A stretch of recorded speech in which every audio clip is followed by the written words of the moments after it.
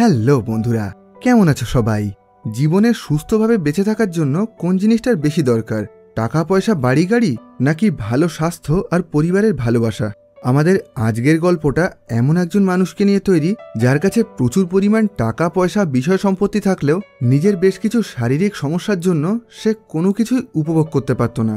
2011 সালে এই সত্যি ঘটনা অবলম্বনে দ্য ইনটাচেবলস নামের একটা ফ্রেঞ্চ সিনেমা তৈরি করা হয়।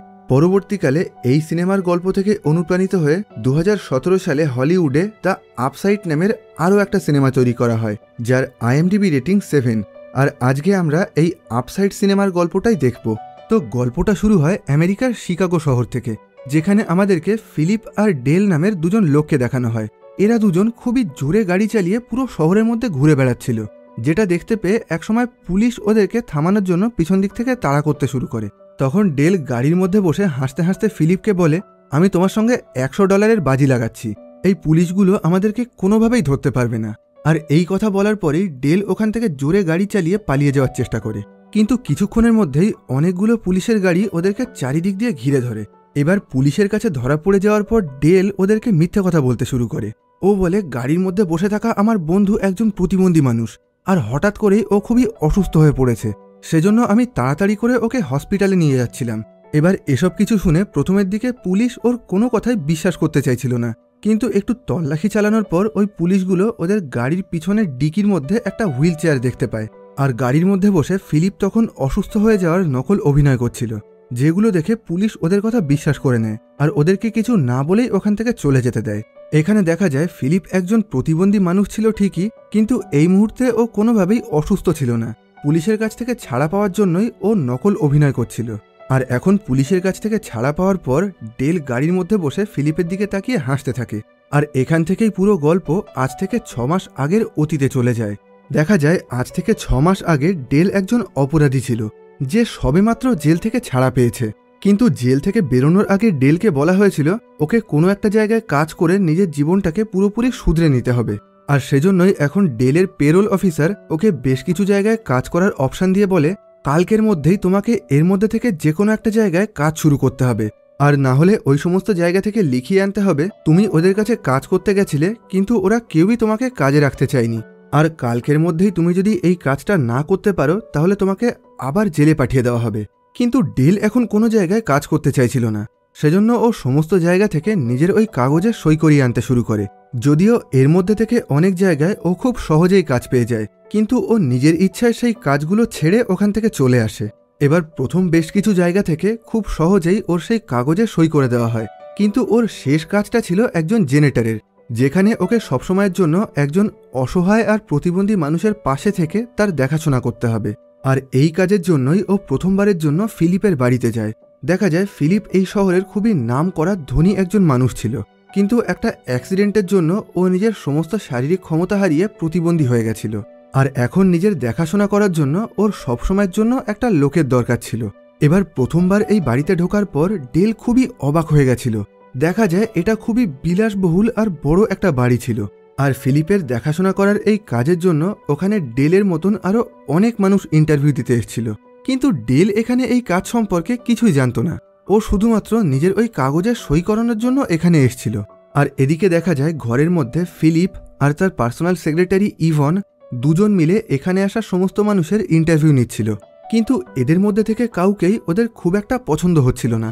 আর এদিকে বাইরে অপেক্ষা করতে করতে ডেল ওই পুরো বাড়িটা ঘুরে দেখতে শুরু করে। আর এভাবেই ঘুরতে ঘুরতে ও একটা লাইব্রেরিতে এসে পৌঁছায়, যেখানে ফিলিপের সমস্ত পছন্দের আর ব্যক্তিগত বইগুলো রাখা ছিল। এবার ডেল এখান থেকে সুযোগ বুঝে একটা বই চুরি করে নিজের জ্যাকেটের পকেটে ঢুকিয়ে নেয়। এবার ওই লাইব্রেরি থেকে বাইরে বেরোনোর পর ও দেখতে পায় তখনও ওই ইন্টারভিউ রুমের বাইরে অনেক মানুষ বসেছিল, যেটা দেখে ও বুঝে যায় ওর ইন্টারভিউয়ের নাম্বার আসতে এখনও অনেকটা সময় লেগে যাবে। সেজন্য এখন ও আর কোনোরকমভাবে অপেক্ষা না করে সোজা ওই ইন্টারভিউ রুমের মধ্যে ঢুকে যায়। আর ওখানে ইভান আর ফিলিপকে বলে, আমি তোমাদের এই কাজটা করতে চাই না, তোমরা তাড়াতাড়ি করে আমার এই কাগজে সই করে দাও, তাহলে আমি এখনই এই জায়গা থেকে চলে যাব। আর এই কথাটা বলার পর ও ফিলিপের সামনে এসে ওকে ওই কাগজে সই করতে বলে। এখানে দেখা যায় ফিলিপ একটা মোটর লাগানো বিশেষ ধরনের হুইল চেয়ারে বসে আছে, আর ও শারীরিকভাবে পুরোপুরি প্রতিবন্ধী ছিল। গলার নিচ থেকে পা অবধি ওর শরীরের কোনো অংশই কাজ করতো না। এমনকি ও নিজের শরীরের এই সমস্ত অঙ্গ প্রত্যঙ্গগুলোকে অনুভবও করতে পারত না। ও শুধুমাত্র নিজের গলার ওপরের অংশ অর্থাৎ চোখ, মুখ, মাথা এগুলোকেই ব্যবহার করতে পারত। আর ও মোটর লাগানো এই হুইল চেয়ারের সাহায্যে এক ঘর থেকে অন্য ঘরে যাওয়া আসা করত। আর এই হুইল চেয়ারের সুইচগুলোকে বিশেষভাবে তৈরি করা হয়েছিল যাতে ফিলিপ সেগুলোকে নিজের মুখের সাহায্যে নিয়ন্ত্রণ করতে পারে। এবার ডেলের এরকম ব্যতিক্রম ব্যবহার দেখে আর ওর সাথে একটু কথা বলে ফিলিপের ওকে খুবই ভালো লেগে যায়।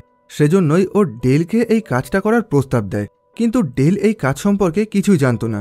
ওর কোনো ধারণা ছিল না এখানে ওকে কি করতে হবে। তখন ফিলিপ বলে, যেহেতু আমি নিজের ইচ্ছায় একটুও নড়াচড়া করতে পারি না, তাই তোমার কাজ হলো সবসময়ের জন্য আমার পাশে থেকে আমার খেয়াল রাখা, আমাকে স্নান করানো, খাওয়ানো, বিছানা থেকে তুলে হুইল চেয়ারে বসানো, বা আমার যদি কোনো জায়গায় যাওয়ার প্রয়োজন হয় তাহলে আমাকে গাড়িতে করে এক জায়গা থেকে অন্য জায়গায় নিয়ে যাওয়া, এসব কিছুই তোমার কাজ হবে। এবার সবকিছু শোনার পর ডেল এখানে ফিলিপের মুখের ওপরেই এই কাজের জন্য না করে দেয়। তখন ফিলিপ বলে, ঠিক আছে, আমি তোমাকে কাল সকাল 9টা অবধি ভাবনা চিন্তা করার সময় দিলাম, তারপরেও তুমি যদি এই কাজটা না করতে চাও তাহলে আমি তোমার কাগজে সই করে দেব। এখানে ফিলিপের এই সিদ্ধান্তের জন্য ওর অ্যাসিস্ট্যান্ট ইভান ওর উপরে খুবই রেগে গেছিল, কারণ ডেল একজন অপরাধী যে কিছুদিন আগেই জেল থেকে ছাড়া পেয়েছে, আর এর আগে ও কখনোই কোনো মানুষের দেখাশোনা করার কাজ করেনি। তাই ইভান কোনোভাবেই চাইছিল না ডেলের মতন একজন মানুষ ফিলিপের দেখাশোনা করার দায়িত্ব নিক। এবার ওখান থেকে বেরোনোর পর ডেল সরাসরি নিজের বাড়ি চলে আসে, যেখানে ওর স্ত্রী ল্যাট্রিস আর ছেলে অ্যান্থনি ছিল। জেল থেকে বেরোনোর পর এই প্রথমবারের জন্য ও নিজের বাড়িতে নিজের ছেলে আর বউয়ের সঙ্গে দেখা করতে আসছিল। দেখা যায় অ্যান্থনি আর ল্যাট্রিস বস্তির মতন পরিবেশে একটা ভাঙাচোরা ছোট্ট বাড়িতে থাকত। এবার ঘরে ঢোকার পর ডেল অ্যান্থনিকে ফিলিপের বাড়ি থেকে চুরি করার সেই বইটা উপহার দিয়ে ওর সাথে কথা বলার চেষ্টা করে, কিন্তু অ্যান্থনি ওর সাথে কোনো কথা না বলে ওর উপরে রাগ দেখিয়ে ওখান থেকে উঠে চলে যায়। আসলে ল্যাট্রিস আর অ্যান্থনি দুজনেই এখন ডেলের ওপরে খুবই রেগেছিল, কারণ ডেলের কাজের জন্য ওকে নিজের বেশিরভাগ সময়টাই জেলের মধ্যে কাটাতে হয়েছিল, যে কারণে ও নিজের ছেলে আর বউকে একটুও সময় দিতে পারিনি। এবার ল্যাট্রিস বলে, যখন আমাদের তোমাকে খুবই দরকার ছিল তখন তো আমরা তোমাকে নিজেদের পাশে পাইনি, আর এখন আমরা দুজন যখন বহু কষ্টে সবকিছু সামলিয়ে আবার সামনের দিকে এগিয়ে যাচ্ছি তখন তুমি আবার আমাদের কাছে ফিরে এসছো। এখন আমি তোমাকে আর কোনোভাবেই ভরসা করতে পারি না। তুমি যে ধরনের কাজ করো তার জন্য হয়তো কোনদিন আবার তোমাকে জেলে যেতে হবে, তাই তুমি এখনই এই বাড়ি ছেড়ে বেরিয়ে যাও আর আমাদেরকে আমাদের মতন থাকতে দাও। আমরা যখন এত বছর তোমাকে ছাড়া থাকতে পেরেছি তখন বাকি জীবনটাও তোমাকে ছাড়া খুব ভালোভাবেই থাকতে পারবো। এখানে ডেল ওকে বোঝানোর অনেক চেষ্টা করছিল, কিন্তু ল্যাট্রিস ওর কোনো কথা না শুনেই ওকে বাড়ির থেকে বের করে দেয়। এবার ওখান থেকে বেরিয়ে ডেল ওর বন্ধুদের সঙ্গে দেখা করে, যাদের সাথে একটা সময় ও ড্রাগসের ব্যবসা করত, আর এই কাজের জন্যই ওকে জেলে যেতে হয়েছিল। এখন ওর বন্ধুরা আবার ওকে নিজেদের সাথে ড্রাগসের ব্যবসা করতে বলছিল, কিন্তু ডেল ওদেরকে পুরোপুরি না করে দিয়ে ওখান থেকে চলে যায়। আর পরের দিন সকাল ঠিক 9টার সময় ও ফিলিপের বাড়িতে সেই কাজটা করার জন্য পৌঁছে যায়। ওকে দেখতে পেয়ে ইভান বলে, দাও, আমি তোমার সেই কাগজে সই করে দিচ্ছি। ডেল বলে, না, সেটার আর কোনো দরকার নেই, আমি এখন এখানেই কাজ করতে চাই। তখন ইভান বলে, কিন্তু আমি কোনোভাবেই চাই না তুমি এই কাজটা করো, কারণ কালকে এখানে যে কজন ইন্টারভিউ দিতে এসেছিল তাদের মধ্যে থেকে তুমি সবচেয়ে বেশি অযোগ্য, তুমি একদমই জানো না এই কাজটা কিভাবে করতে হয়। কিন্তু যেহেতু মিস্টার ফিলিপ নিজের ইচ্ছায় তোমাকে কাজে রেখেছে তাই আমি তোমাকে কোনোভাবেই বারণ করছি না। এবার ইভান ওকে একটা পেজার দিয়ে বলে, এটার সাহায্যে তুমি সবসময় মিস্টার ফিলিপের কথা শুনতে পাবে, আর যখনই উনি তোমার সঙ্গে যোগাযোগ করার চেষ্টা করবে বা ওনার কোনো রকম অসুবিধা হবে তখন তুমি তাড়াতাড়ি করে ওনার কাছে পৌঁছে যাবে, আর এই কাজের জন্য তোমাকে সবসময় সতর্ক থাকতে হবে। আর এরপর ওই বাড়ির মধ্যেই ডেলকে থাকার জন্য একটা ঘর দেওয়া হয়, যেটা খুবই বিলাসবহুল আর বড় একটা ঘর ছিল। আর এরপর ওকে নিজের সমস্ত কাজ বুঝিয়ে দেওয়া হয়। ওকে বোঝানো হয় কিভাবে ফিলিপকে বিছানা থেকে তুলে চেয়ারে বসাতে হবে, কিভাবে ওকে স্নান করাতে হবে, জামা কাপড় বদলাতে হবে আর খাওয়াতে হবে। এবার আস্তে আস্তে কিছুদিনের মধ্যে ডেল এই সমস্ত কাজগুলোকে বেশ ভালোভাবে শিখে যায়, আর এখন ফিলিপের সঙ্গে ওর বেশ ভালো একটা বন্ধুত্ব হয়ে গেছিল। এবার একদিন ফিলিপ ডেলকে বলে, আমার যদি কোনোদিন খুব শরীর খারাপ করে আর আমার যদি নিঃশ্বাস নিতে অসুবিধা হয় তাহলে তুমি আমাকে কোনোভাবেই সাহায্য করবে না, আমাকে ওইভাবে আমার মতন ছেড়ে দেবে। ডেল বলে, ঠিক আছে, তুমি যেমনটা চাইছো আমি তেমনটাই করব। আসলে ফিলিপ এখন আর এইভাবে বেঁচে থাকতে চাইছিল না, যেভাবেই হোক ও তাড়াতাড়ি করে মারা গিয়ে নিজের এই জীবন থেকে মুক্তি পেতে চাইছিল। কিন্তু এখন ও এতটাই অসহায় ছিল যে ওর পক্ষে কোনোভাবে আত্মহত্যা করাও সম্ভব ছিল না। সেজন্যই নিজের দেখাশোনা করার এই কাজের জন্য ও ডেলকে বেছে নেয়। কারণ ও খুব ভালোভাবেই জানতো ডেলের এই ধরনের কাজ করার ইচ্ছা বা অভিজ্ঞতা কোনোটাই নেই। আর ফিলিপের মনে হয়েছিল ডেলের দেখাশোনা করার অভাবে ও হয়তো খুব সহজেই মারা যাবে। কিন্তু আস্তে আস্তে কিছুদিন পর ডেল নিজের এই কাজে খুবই সিরিয়াস হয়ে যেতে শুরু করেছিল। আর এখন ফিলিপের সাথে ভালোভাবে মেলামেশা করার পর ও ফিলিপের জীবন আর ওর কষ্টগুলোকে ভালোভাবে বুঝতে পারছিল। এমনকি এখন ইভানের সাথেও ওর বেশ ভালো একটা বন্ধুত্ব হয়ে যায়। এবার একদিন ডেল ইভানকে বলে, আচ্ছা তুমি তো একজন শিক্ষিত মেয়ে, তুমি এই জায়গায় কাজ করে এভাবে নিজের জীবনটাকে নষ্ট করছো কেন? ইভান বলে, আমি কোনো কিছুই নষ্ট করছি না, আমি নিজের ইচ্ছায় ভালোবেসে এই কাজটা করছি। আসলে আজ থেকে বহু বছর আগে আমি মিস্টার ফিলিপের কাছেই কাজ করতাম, কিন্তু তারপর আমার মা অসুস্থ হয়ে যাওয়ার কারণে আমি এখান থেকে চলে যাই। আর তার কিছু বছর পরেই আমার বিয়ে হয়ে যায়। কিন্তু আমার বিয়ের সম্পর্কটা বেশি দিন চলেনি, কিছু বছর পরেই আমার ডিভোর্স হয়ে যায়। আর পরে যখন আমি মিস্টার ফিলিপের অ্যাক্সিডেন্টের কথা জানতে পারি, তখন আমি নিজের ইচ্ছায় ওনাকে সাহায্য করার জন্য আবার এখানে ফিরে আসি।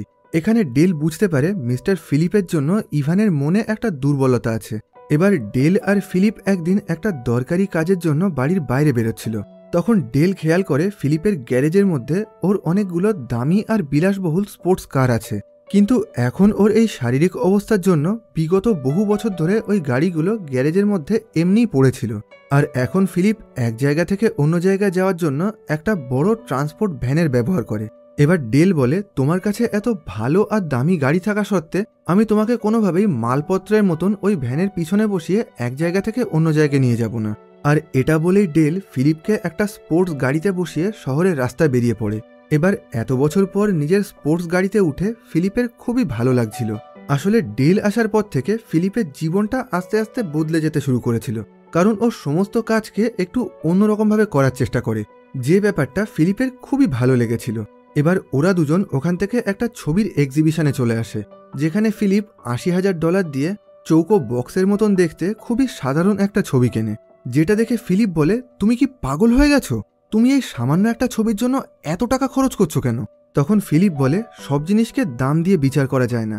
আমার লাইব্রেরিতে এমন বেশ কিছু বই আছে যেগুলো আমার স্ত্রী বেঁচে থাকাকালীন আমাকে উপহার দিয়েছিল। আমি কখনোই হাজার হাজার কোটি কোটি ডলারের সাথেও ওই বইগুলোর তুলনা করতে পারবো না। ওগুলো আমার কাছে খুবই মূল্যবান আর আমার জীবনের সবচেয়ে প্রিয়। এই কথাগুলো শুনে ডেল একটু চিন্তায় পড়ে যায়, কারণ প্রথমবার এই বাড়িতে আসার পর ও ওই লাইব্রেরি থেকেই একটা বই চুরি করে নিজের ছেলেকে উপহার দিয়েছিল। এখন ডেল যখন জানতে পারে ফিলিপের স্ত্রী ওকে ওই বইগুলো উপহার দিয়েছিল, তখন ও ঠিক করে নেয় নিজের ছেলের কাছ থেকে ওই বইটা ফিরিয়ে এনে ও আবার ওই লাইব্রেরিতে রেখে দেবে। এবার কিছুদিন পরেই ডেল নিজের প্রথম মাইনে পায়। এই কাজের জন্য ওকে প্রতি সপ্তাহে $2700 করে দেওয়া হচ্ছিল, যেটা অনেক বেশি টাকা ছিল। এরপর ডেল তাড়াতাড়ি করে নিজের স্ত্রী লেট্রিসের সঙ্গে দেখা করে ওকে নিজের ইনকামের পুরো টাকাটাই দিয়ে দেয়। ডেলকে এইভাবে সৎ পথে কাজ করতে দেখে লেট্রিস খুবই অবাক হয় আর খুশিতে ওর চোখে জল চলে আসে। ওকে এইভাবে শুধরে যেতে দেখে লেট্রিসের খুবই ভালো লাগছিল। এবার ও বেশ কিছুক্ষণ ধরে লেট্রিসের সাথে কথা বলে ওকে নিজের নতুন কাজ সম্পর্কে জানায়। আর তারপর ওকে বলে, আচ্ছা কিছুদিন আগে আমি অ্যান্থনিকে যে বইটা উপহার দিয়েছিলাম, এখন আমার সেটা ফেরত চাই। আমি ওই বইটাকে অন্য একটা জায়গা থেকে নিয়ে এসেছিলাম, তাই তুমি পরের দিন ওর কাছ থেকে ওই বইটাকে নিয়ে এসো। যেটা শুনে ল্যাট্রিস খুবই রেগে গিয়ে বলে, ও তার মানে তুমি এই বইটাকেও কোনো জায়গা থেকে চুরি করে এনেছিলে? আমি এই ব্যাপারে অ্যান্থনির সাথে কোনো কথা বলতে পারবো না। তোমার যদি দরকার হয় তাহলে তুমি নিজেই ওর কাছ থেকে বইটা ফেরত নিও। আর এই কথা বলে ও ডেলের ওপরে আবার রাগ করে ওখান থেকে চলে যায়। এবার এই ঘটনার কিছুদিন পর ডেল নিজের ওয়্যারলেসের মাধ্যমে জোরে জোরে ফিলিপের নিঃশ্বাস নেওয়ার আওয়াজ শুনতে পায়। শুনে মনে হচ্ছিল ও হয়তো কোনো রকম অসুবিধায় আছে আর ওর শরীর খারাপ করেছে। সেজন্য ডেল তাড়াতাড়ি করে ফিলিপকে দেখার জন্য ওর ঘরে চলে আসে। দেখা যায় ফিলিপ তখন বিছানায় শুয়ে ছটফট করছিল আর প্রচণ্ড শরীর খারাপের জন্য ও কোনোভাবে নিঃশ্বাস নিতে পারছিল না। তখন ডেল তাড়াতাড়ি করে ওর মুখের ওপরে অক্সিজেন মাস্ক চেপে ধরে ওকে নিঃশ্বাস নিতে বলে, কিন্তু দেখা যায় ফিলিপ কোনোভাবেই নিঃশ্বাস নিতে চাইছিল না। ও বারবার ওই অক্সিজেন মাস্ক থেকে নিজের মুখটাকে সরিয়ে নিচ্ছিল। দেখে মনে হচ্ছিল ও হয়তো এইভাবেই মারা যেতে চাইছে। তখন ডেল ওকে বলে, আমার এই চাকরিটার খুবই দরকার, তাই তোমাকে যেভাবেই হোক বেঁচে থাকতে হবে। যেটা শুনে ফিলিপ হাসতে হাসতে আবার ওই অক্সিজেন মাস্ক থেকে নিঃশ্বাস নিতে শুরু করে। আর এরপর ডেল ফিলিপকে নিয়ে ওদের বাড়ির ব্যালকানিতে এসে বসে আর ওকে প্রশ্ন করে, আচ্ছা তোমার সাথে এমনটা কি মাঝে মধ্যেই হয়? ফিলিপ বলে, হ্যাঁ, মাঝে মাঝেই আমার শরীরের সমস্ত শিরা উপশিরাগুলো জ্বলতে শুরু করে। মনে হয় যেন আমার সারা শরীরে আগুন লেগে গেছে, আর সেই সময় আমার নিঃশ্বাস নিতে খুবই অসুবিধা হয়। তখন ডেল বলে, আচ্ছা তাহলে এই কষ্ট থেকে বাঁচার জন্যই এখন তুমি দম বন্ধ করে মারা যেতে চাইছিলে, তাই তো? তখন ফিলিপ বলে, এখন এসব কিছুতেও আমার অতটা কষ্ট হয় না, যতটা কষ্ট আমার স্ত্রী মারা যাওয়ার পর আমি পেয়েছিলাম, আর তখন থেকে এখনো অবধি পেয়ে যাচ্ছি। এবার ফিলিপের মন ভালো করার জন্য ডেল ওকে নিয়ে রাতের বেলায় শহরের রাস্তায় ঘুরতে শুরু করে। ডেল প্রশ্ন করে, আচ্ছা তোমার এরকম অবস্থা হলো কিভাবে? ফিলিপ বলে, যখন আমার স্ত্রী বেঁচে ছিল তখন শেষ বয়সে ও ক্যান্সারে আক্রান্ত হয়, আর ডাক্তারেরা জানিয়ে দেয় অল্প কিছুদিনের মধ্যেই ও মারা যাবে, যে কারণে সবসময় ও খুবই মন খারাপ করে থাকতো। আর ওর মন ভালো করার জন্য আমি ঠিক করে নেই ওকে নিয়ে প্যারাগ্লাইডিং করতে যাব। প্যারাশুট নিয়ে অনেকক্ষণ ধরে আকাশে উড়ে বেড়ানোর একটা বিশেষ পদ্ধতিকে প্যারাগ্লাইডিং বলা হয়। কিন্তু যেদিন আমরা প্যারাগ্লাইডিং করতে গেছিলাম সেদিন আবহাওয়া খুবই খারাপ ছিল, আর বাইরে প্রচণ্ড জোরে ঝড় বৃষ্টি হচ্ছিল, আর জোরে জোরে বিদ্যুৎ চমকাচ্ছিল। কিন্তু আমার অ্যাডভেঞ্চার খুবই ভালো লাগে, সেজন্য আমি ওই ঝড়ের মধ্যেই প্যারাগ্লাইডিং করতে শুরু করে দেই। কিন্তু এই কাজটা করার সময় আমার সাথে একটা দুর্ঘটনা ঘটে, আর আমি আকাশের অনেক ওপর থেকে সোজা মাটিতে এসে পড়ি, আর তারপর থেকেই আমার এরকম অবস্থা হয়ে গেছে। আর সবচেয়ে দুঃখের ব্যাপার হলো, এই ঘটনার কিছু মাস পরেই আমার স্ত্রীও ক্যান্সারে মারা যায়। তখন থেকেই এই পৃথিবীতে আমি পুরোপুরি একা হয়ে গেছি।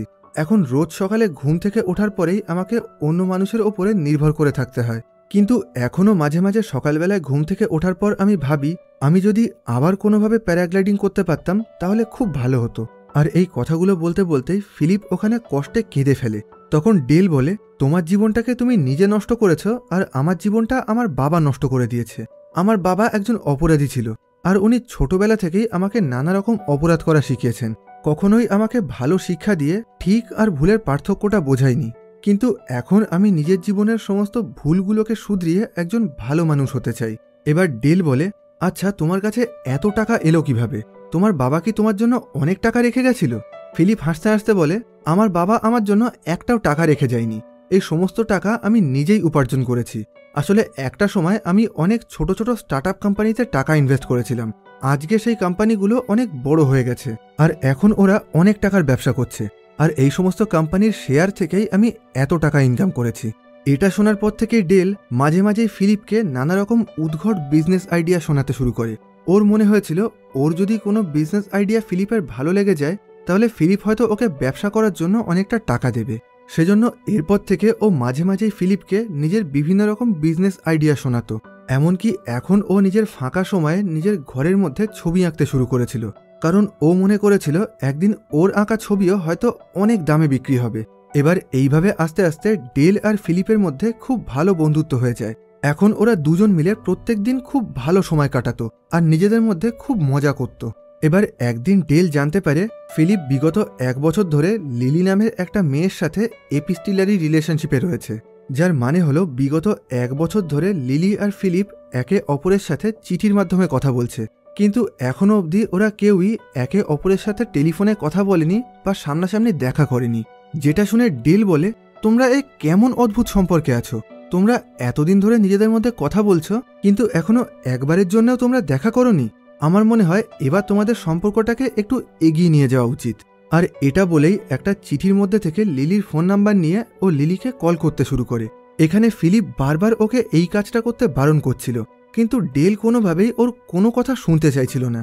ও জোর করে লিলিকে ফোন করে ফিলিপের মুখের সামনে ফোনটা ধরে রাখে, যে কারণে ফিলিপ বাধ্য হয়ে লিলিকে একটা ছোট্ট মেসেজ দিয়ে কলটা কেটে দেয়। এবার এই ঘটনার পর ফিলিপ একটু চিন্তায় পড়ে যায়। ওর মনে হয়েছিল ওর এরকম শারীরিক অবস্থার কথা জানার পর লিলি হয়তো কোনোভাবেই ওর সাথে আর কথা বলতে চাইবে না। তখন ইভন বলে, লিলি যদি তোমাকে সত্যি সত্যি ভালোবাসে তাহলে তোমার এই অবস্থার জন্য ও কিছুই মনে করবে না। এবার কিছুদিন পর ডেল ফিলিপ, ইভন আর ওই বাড়ির বাকি সবাইকে এক জায়গায় ডেকে নিজের আঁকা একটা ছবি দেখায়। দেখা যায় ও বাচ্চাদের মতন খুবই অদ্ভুত দেখতে একটা কুকুরের ছবি এঁকেছিল, যেটাকে দেখতে একদমই ভালো ছিল না। কিন্তু ওর মন রাখার জন্য সবাই ওই ছবিটাকে ভালো বলতে শুরু করে। এমনকি ফিলিপ ওই ছবিটাকে নিজের ঘরের দেয়ালেই টাঙিয়ে রাখে। ডেলের এই ছবিটা খুব একটা ভালো না হলেও নতুন কোনো কাজ করা নিয়ে ওর এই চেষ্টা দেখে ফিলিপের খুবই ভালো লাগে। এবার এই ঘটনার কিছুদিন পর ফিলিপের জন্মদিন ছিল, আর এই দিনটায় ও পুরোপুরি একা থেকে অথবা শুধুমাত্র নিজের সমস্ত কাছের মানুষের সঙ্গে থেকে কাটাতে চাইছিল। সেজন্য নিজের জন্মদিনের সকালে ও ডেলকে বলে, আজ আমি তোমার পছন্দ মতন জায়গায় ঘুরতে চাই, তোমার যেখানে ইচ্ছা তুমি আমাকে গাড়ি করে সেখানেই নিয়ে চলো। যেটা শুনে ডেল ফিলিপকে নিয়ে নিজের ছেলে অ্যান্থনির সঙ্গে দেখা করার জন্য ওর স্কুলে চলে আসে। প্রথমের দিকে অ্যান্থনি ওর ওপরে খুবই রেগেছিল আর ওর সাথে কোনোভাবেই কথা বলতে চাইছিল না, কিন্তু পরে ডেল ওকে একটু ভালোভাবে বোঝানোর পর অ্যান্থনি ওর সাথে আসার জন্য রাজি হয়ে যায়। এবার সারাদিন ধরে ওরা তিনজন পুরো শহরের মধ্যে ঘুরে খুবই মজা করতে থাকে। আর সন্ধেবেলায় ডেল আবার অ্যান্থনিকে ওর বাড়িতে ছাড়ার জন্য চলে আসে। এবার ডেল ওখানে অ্যান্থনিকে একটু সাইডে নিয়ে গিয়ে ওর কাছ থেকে ফিলিপের সেই বইটা ফেরত চায়, যেটাকে একসময় ও ফিলিপের বাড়ির থেকে চুরি করেছিল। এবার এই কথা শুনে অ্যান্থনি খুব ভালোভাবেই বুঝতে পারে ডেল এই বইটা ফিলিপের বাড়ি থেকে চুরি করেই ওকে উপহার দিয়েছে।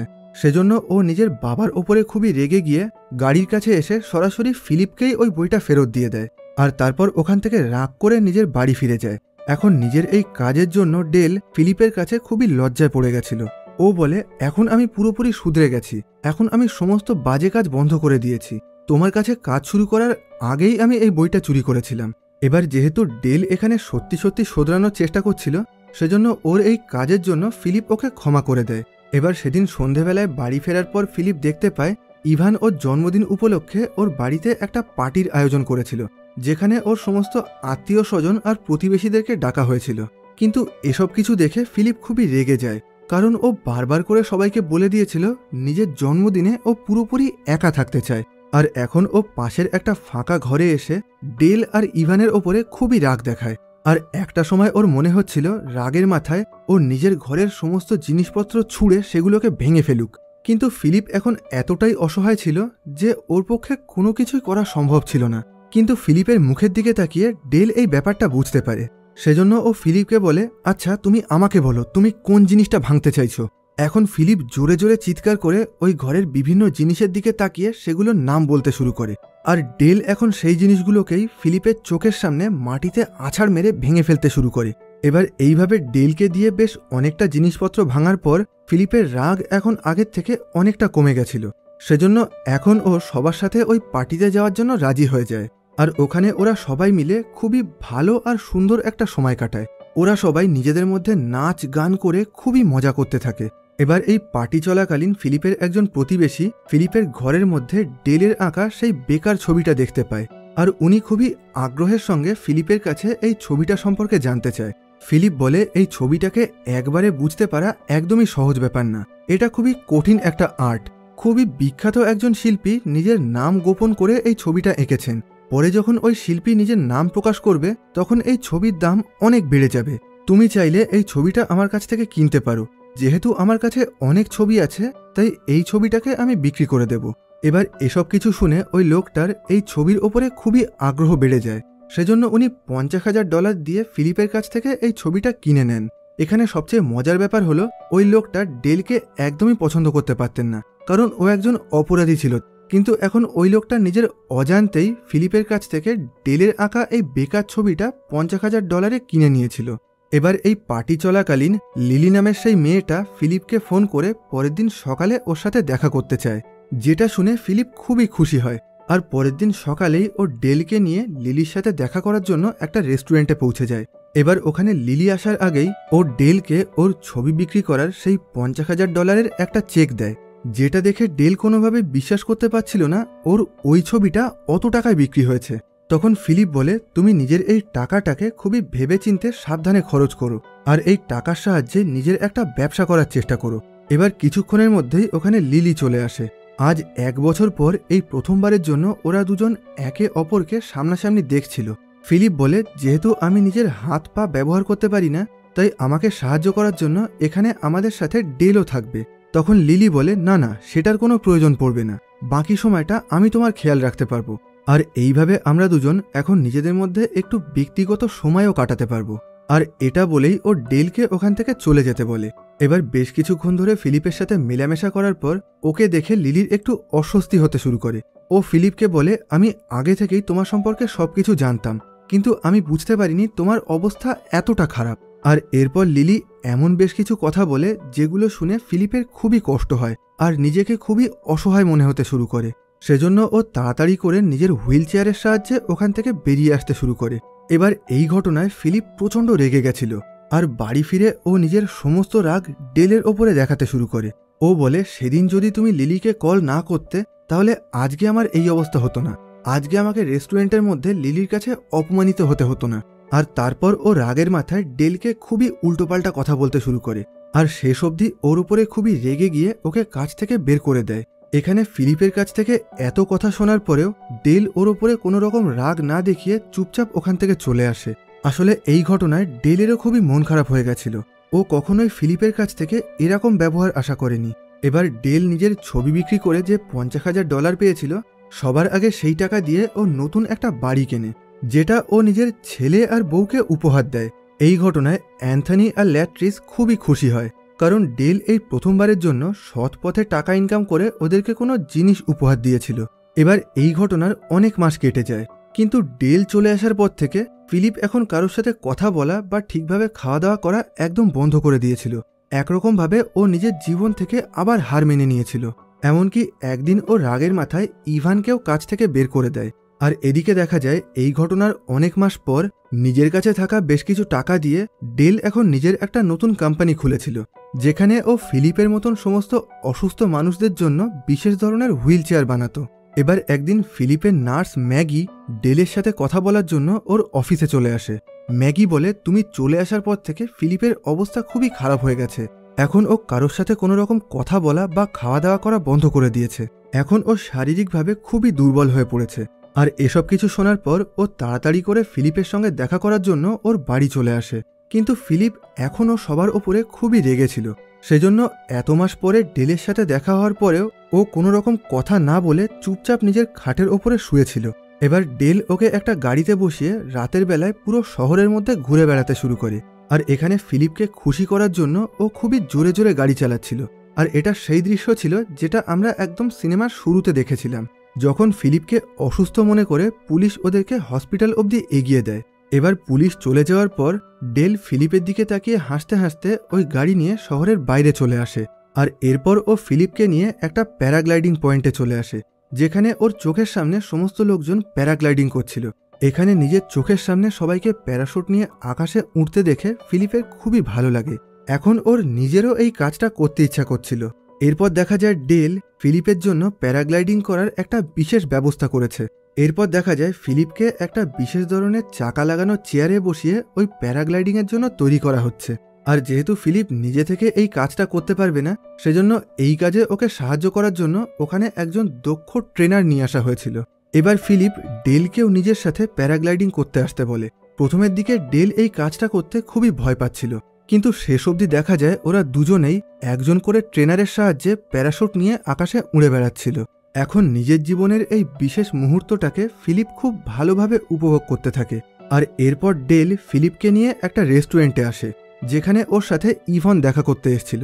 এখানে এতদিন পর একে অপরকে দেখে ফিলিপ আর ইভন দুজনেই খুবই খুশি হয়। ফিলিপ ওখানে নিজের কাজের জন্য ইভনের কাছে ক্ষমা চায়, আর ওকে বলে, এতদিন ধরে আমি তোমাকে খুবই মিস করেছি। দেখে মনে হচ্ছিল এতদিন ধরে ওরা দুজন নিজেদের অজান্তেই একে অপরকে ভালোবেসে ফেলেছিল, কিন্তু আজকে ওরা দুজনেই সেই ব্যাপারটা উপলব্ধি করতে পারল।